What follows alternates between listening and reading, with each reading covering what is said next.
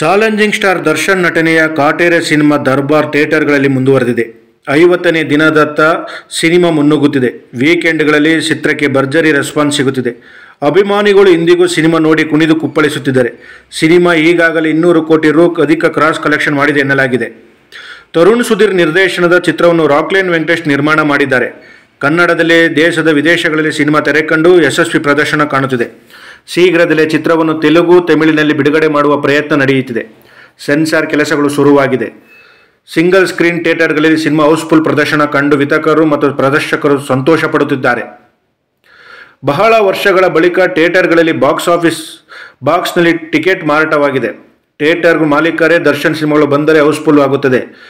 ಅವರು ವರ್ಷಕ್ಕೆ 2 ಸಿನಿಮಾ ಮಾಡಬೇಕು ಎಂದು ಮನವಿ ಮಾಡುತ್ತಿದ್ದಾರೆ. ಅಷ್ಟರ ಮಟ್ಟಿಗೆ ಕಾಟೇರನ ಕದರ್ ನಡೆಯುತ್ತಿದೆ. ಕಾಟೇರ ಚಿತ್ರಕ್ಕೆ ವಿ ಹರಿಕೃಷ್ಣ ಮ್ಯೂಸಿಕ್ ಕಂಪೋಸ್ ಮಾಡಿದ್ದಾರೆ. ದರ್ಶನ್ ಹಾಗೂ ಹರಿಕೃಷ್ಣ ಮ್ಯೂಸಿಕ್ ಆಲ್ಬಮ್ಗಳೆಲ್ಲ ಸೂಪರ್ ಹಿಟ್ ಆಗಿವೆ. ಆದರೆ ಕಾಟೇರ ಹಾಡುಗಳು ನಿರೀಕ್ಷೆ ತಲುಪಲಿಲ್ಲ. ಸಿನಿಮಾ ಬಿಡುಗಡೆಗೂ ಮುನ್ನ ಚಿತ್ರದ 3 ಹಾಡುಗಳು ರಿಲೀಸ್ ಆಗಿ ಸದ್ದು ಮಾಡಿತ್ತು.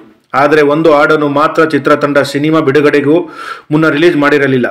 ಚಿತ್ರದ ಕ್ಲೈಮ್ಯಾಕ್ಸ್ನಲ್ಲಿ ಆ ಹಾಡು ಸಿನಿರಸಿಕರ ಗಮನ ಸೆಳೆದಿತ್ತು. ಪುಣ್ಯಾತ್ಮ ಎಂದು ಶುರುವಾಗುವ ಮಾಂಟೇಜಸ್ ಸಾಂಗ್ ಸದ್ದು ಮಾಡಿದೆ. ಕಾಟೇರ ಸಿನಿಮಾ 25 ದಿನಗಳನ್ನು ಪೂರೈಸಿ ಬಳಿಕ ಯೂಟ್ಯೂಬ್ನಲ್ಲಿ ರಿಲೀಕರ್ ವಿಡಿಯೋ ರಿಲೀಸ್ ಆಗಿದೆ. ಕಳೆದ 2 ದಿನಗಳಿಂದ ಸಾಂಗ್ ಟ್ರೆಂಡಿಂಗ್ನಲ್ಲಿದೆ. ನಾಗಾರ್ಜುನ ಶರ್ಮಾ ಸಾಹಿತ್ಯದ ಹಾಡನ್ನು ವಿಜಯ್ ಪ್ರಕಾಶ್ ಹಾಡಿದ್ದಾರೆ.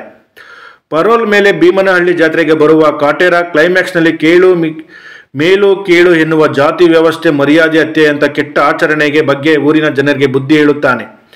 ಎಲ್ಲ ಕುಲಕ್ಕೂ ಶ್ರೇಷ್ಠ ಮಾನಕುಲ ಎನ್ನುತ್ತಾನೆ. ಆ ಸಮಯದಲ್ಲಿ ಪುಣ್ಯಾತ್ಮ ಹಾಡು ಬರುತ್ತದೆ. ಅಭಿಮಾನಿಗಳು ಪದೇ ಪದೇ ಹಾಡು ಕೇಳುತ್ತಿದ್ದಾರೆ. ಇಡೀ ಸಿನಿಮಾ ಒಂದು ತೂಕವಾದರೆ ಈ ಹಾಡು ಮತ್ತೊಂದು ತೂಕ ಎಂದು ಮೆಚ್ಚಿ ಕೊಂಡಾಡುತ್ತಿದ್ದಾರೆ. ಸದ್ಯ ಯೂಟ್ಯೂಬ್ನಲ್ಲಿ ಸಾಂಗು ಟ್ರೆಂಡಿಂಗ್ನಲ್ಲಿದೆ. ಕಾಟೇರ ಆಗಿಲ್ಲ ಅನ್ನುವುದು ಮತ್ತೊಂದು ಸಾಬೀತು ಮಾಡಿದೆ.